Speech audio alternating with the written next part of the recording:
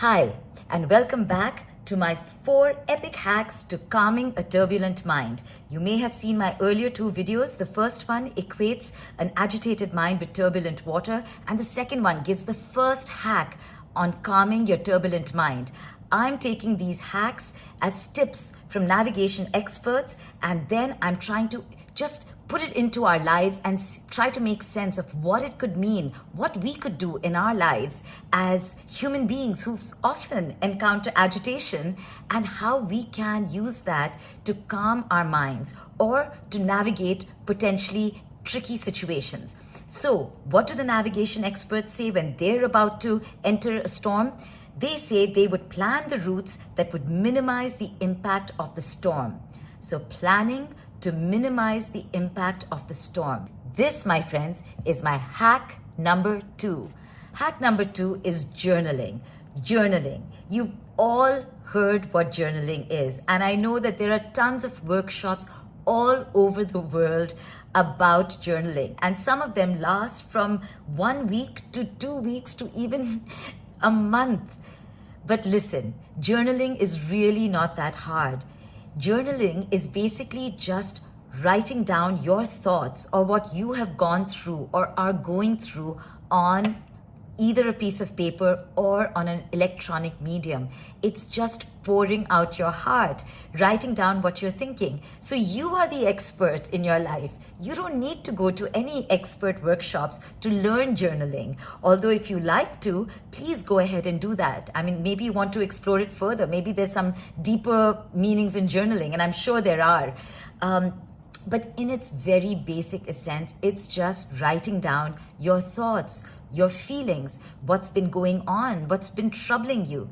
And why is that so effective? It is so effective because it helps to give structure to the madness that's going on in our mind. Doesn't it happen to you sometimes that there's so much activity going on in our lives until we're just being pulled in different directions and we really are firefighting? We don't know which way we really need to go. We can't hear that inner voice of wisdom coming out from within us, which sometimes is so clear. So what journaling does is it just gives a structure to the madness that's in our mind. When we can define a problem, then we can actually surmount it. It's very hard to surmount or overcome an issue where we don't even know what the issue is. So if we are just worrying because we're stressed or because we have 20 things to do, that's not helpful.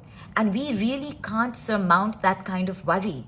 But when we are worried about going to a party, meeting a certain number of people, having a particular meeting, or getting into an argument with a particular boss, or having to navigate a situation with a colleague, when we actually write it down, then we've given a definition to our problem. We have put it into some kind of structure which allows us then to focus.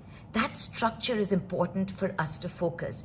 And once we are able to focus, we have our route planning. Ta-da! The tip number 2 of the navigation experts, equating journaling with route planning and plotting. So once we've actually given structure to our thoughts, to what's going on in our heads, then we can actually plan and plot what route we want to take to minimize damage to ourselves and to maintain our sanity. So remember, journaling does not require anything very significant. Just a piece of paper will do, an electronic media will do, a pen, a paper, and just sit down alone for 5 minutes, 10 minutes, and jot down what comes into your mind.